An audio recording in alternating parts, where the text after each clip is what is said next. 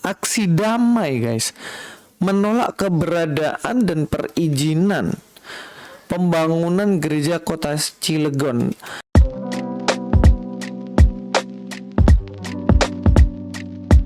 Assalamualaikum, selamat datang kembali di channel ini. Kali ini saya akan bahas kembali persekusi terhadap orang Kristen ya. Bagaimana kalau sebelumnya mereka gembor-gemborkan mengenai gereja yang mereka beli jadi masjid, kali ini sepertinya mulai ketakutan lagi guys. Ketakutannya apa? Ya, mereka akan menggelar demo untuk melarang berdirinya tempat ibadah. Saya nggak tahu juga apa sih yang ditakuti dari orang ibadah. Orang Kristen juga lo di gereja itu cuman menyanyi, memuji Tuhan, dengar firman, bersaksi. Nggak ada tindakan kekerasan di dalam gereja, nggak ada pukul-pukul orang, nggak ada penutupan kios-kios, toko-toko secara paksa, tidak ada pembunuhan atau bom dalam gereja.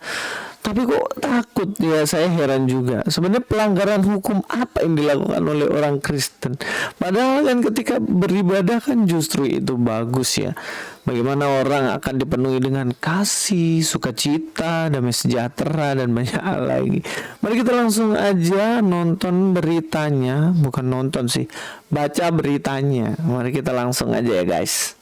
Oke, ini adalah undangan umum ya. Undangan secara umum yang dilakukan oleh masyarakat Banten Bersatu guys. Dilakukan oleh masyarakat Banten Bersatu. Ini logonya ya. Assalamualaikum warahmatullahi wabarakatuh. Ini tulisan Arabnya. Dikatakan di sini aksi damai tolak keberadaan dan perizinan pembangunan gereja di kota Cilegon. Aksi damai guys, menolak keberadaan dan perizinan pembangunan gereja kota Cilegon. Saya nggak ngerti definisi damai bagi mereka itu apa. Aksi damai, tapi konten yang dibawa ini bukanlah perdamaian. Kalau perdamaian ya tentunya nggak mungkin lah membawa aksi perdamaian, tapi urusan yang dibawa adalah menolak adanya gereja.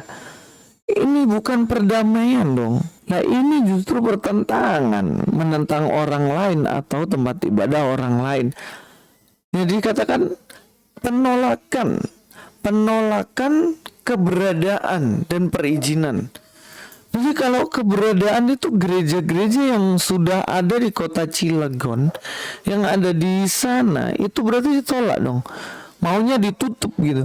Mungkin maunya dibeli jadi masjid lagi. Gereja-gereja yang udah ada mau dibeli sama mereka, tapi mungkin dananya udah mulai habis.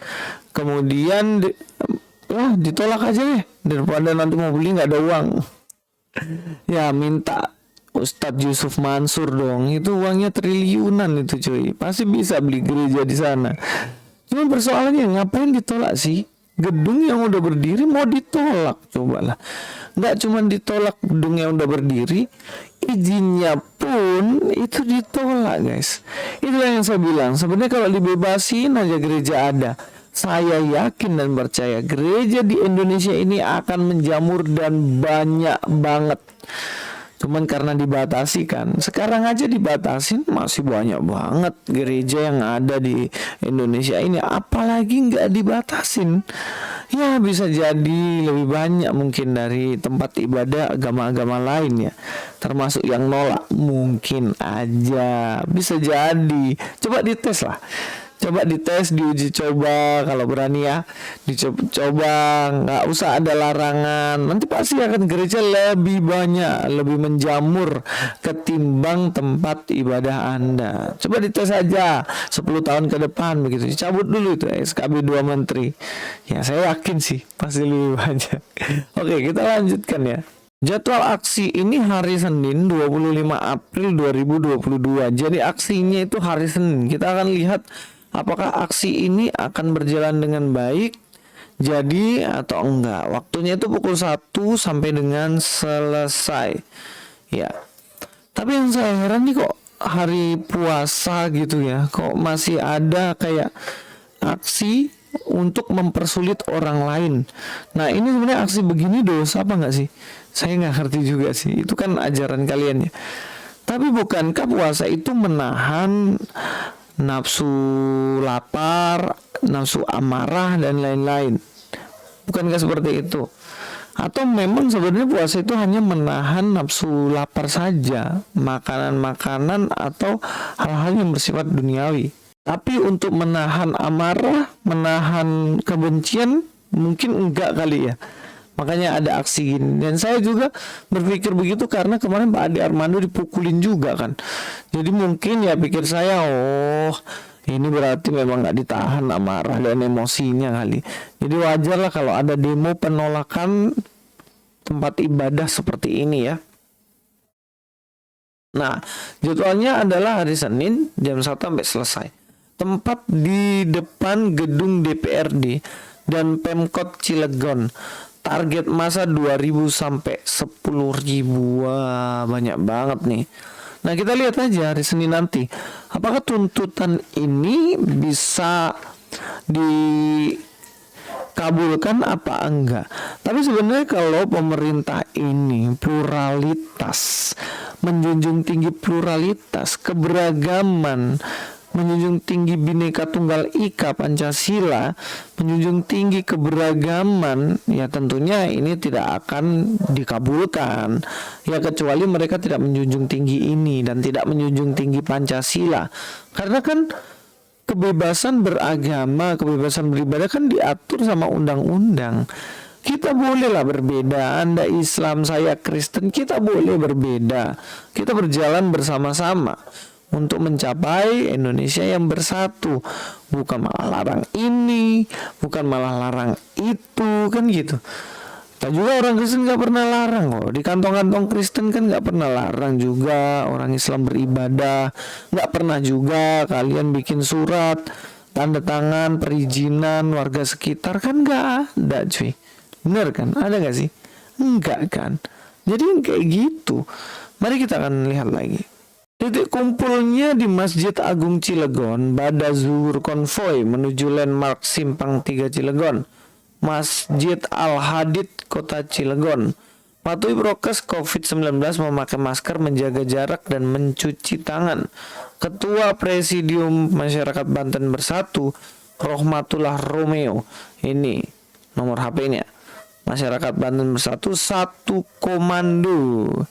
Jadi memang ini direncanakan banget ya, di planning banget ini sepertinya. Ya planningnya ini berarti ya memang udah matang banget dibikin. Ya kalau kita lihat ya komentar dari kata kita IG, oh mungkin maksud mereka ini sebenarnya mau ngajak kalau mau ibadah ya di jalan dan di trotoar saja seperti yang sudah dilakukan akhir-akhir ini. Makmurkan jalan dan trotoar, baru kalau mau tidur dan orasi politik ya di masjid. Sindirannya ngeri banget coy. Kalau begitu berarti jalan tuh tempat ibadah dan masjid tuh tempat orasi politik. Duh kata kita ini. Ya nggak ikut-ikut ya aku sama komennya.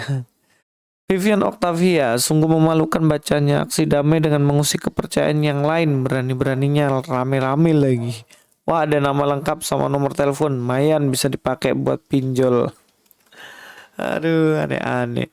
Ya tapi memang ini yang terjadi. Kalau kita lihat di sini. Dia juga menuliskan bagaimana kata kita ini ada maraknya orang yang ibadah di jalan-jalan. Nah, seperti yang dilakukan di Riau, guys. Di Riau ini, Riau mengaji ratusan warga di Kota Pekanbaru ngaji di trotoar jalan. Sungguh mulia mereka mengaji di trotoar kotor dan becek demi ikut merasakan penderitaan umat agama lain yang kesulitan membangun tempat ibadah. Mungkin mereka mau coba-coba seperti kami ya yang dilarang-larang ibadah ini di gereja dan lain-lain suruh tutup, makanya mereka beribadahnya di pinggir-pinggir jalan, mungkin ingin merasakan itu, makanya mereka coba-coba di pinggir jalan. Apalagi trotoar ini kan sebenarnya tempat orang jalan kaki ya, kalau ditutup gini loh, dipalang ini, dihalang-halangi, ya bagaimana orang mau lewat kan? Ya nggak bisa. Ya ini namanya merebut hak. Sudahlah cukup orang Kristen yang haknya beribadah kalian persulit. Nggak perlu lagi hak pejalan kaki kalian persulit lagi. Kan kayak gitu. Saya jadi ingat kisah bagaimana, ini kejadian nyata loh ya. Romawi itu adalah negara yang benar-benar menolak agama Kristen. Bahkan pengikut Yesus Kristen itu dibunuh, dianiaya, disiksa, dipersekusi. Tetapi kalian tahu, justru Romawi pada akhirnya mereka menetapkan Kristen sebagai agama negara mereka. Wah, kok bisa? Itulah kuasa Tuhan Yesus Kristus. Bagaimana ketika ada yang begitu keras menolak Kristen, itu warning, hati-hati. Jangan sampai nanti agama Kristen justru menjadi agama sebuah negara itu. Mari kita akan lihat.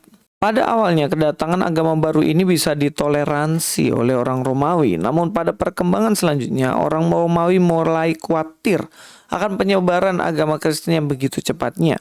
Mereka mengkhawatirkan agama ini akan memecah belah persatuan bangsa Romawi. Maka dimulailah penganiayaan terhadap penganut Kristen. Nah, dianiaya nih orang Kristen nih. Nah, bahkan sampai orang-orang Kristen itu dikasih ini gambarnya ada singa di situ, bahkan disuruh berkelahi sama binatang-binatang sampai mati. Mereka dibunuh, ditindas, dijadikan umpan singa di arena sirkus. Meskipun demikian, gerakan bawah tanah orang Kristen tetap aktif menyebarkan agama mereka, menjadikan Roma sebagai pusat gerakan mereka. Jadi jangan khawatir kalau gereja di Cilegon kalian tutup dan juga dilarang, bisa jadi ada pergerakan-pergerakan bawah tanah yang luar biasa yang kalian bahkan nggak akan pernah tahu dan nggak bisa kalian kontrol. Masih mending kalau ada gereja loh, bisa diketahui, oh orang Kristen ini ada sekian puluh, ada sekian ratus. Kalau kalian tutup gereja, pergerakan bawah tanah akan banyak. Nah, kalau kita lihat di sini juga dikatakan hingga suatu ketika keadaan ini berubah ketika Konstantinus 280-337 Masehi yang memeluk agama Kristen berkuasa. Di bawah kepemimpinannya agama yang awalnya ditentang ini mulai diterima dan bahkan dikembangkan. Wah, diterima dan dikembangkan. Bahkan ia sempat menjadi penengah dalam sebuah perselisihan serius mengenai doktrin antara golongan barat dan timur dalam gereja. Yang mengundang para uskup yang mewakili kedua golongan itu untuk menghadiri konsili Nicea tahun 325. Di sana perbedaan-perbedaan di antara mereka diselesaikan. Pengakuan iman Nicea yang naskahnya dibuat pada konferensi tersebut menetapkan keyakinan-keyakinan Kristen yang mendasar yang dapat disepakati kedua golongan. Selanjutnya Konstantinus mengambil sejumlah langkah untuk menyelamatkan orang Kristen dari kehancuran, baik sebagai akibat penganiayaan eksternal ataupun perselisihan internal. Ia juga, perhatikan, ayo, menetapkan agama Kristen sebagai agama negara di seluruh pemerintahan kekaisaran Romawi. Agama yang dulunya ditentang, orang-orang pengikutnya yang dulunya dibunuh, dianiaya, sekarang justru agama itu dijadikan agama negara oleh Konstantinus. Mas jangan pernah takut kalau di Indonesia ini orang Kristen dipersekusi, dilarang ini, larang itu. Mungkin itu sudah mulai mendekati. Banyak orang mulai melirik agama kasih ini, guys. Ya, nikmatin aja prosesnya. Pasti Tuhan memberikan yang terbaik buat kita.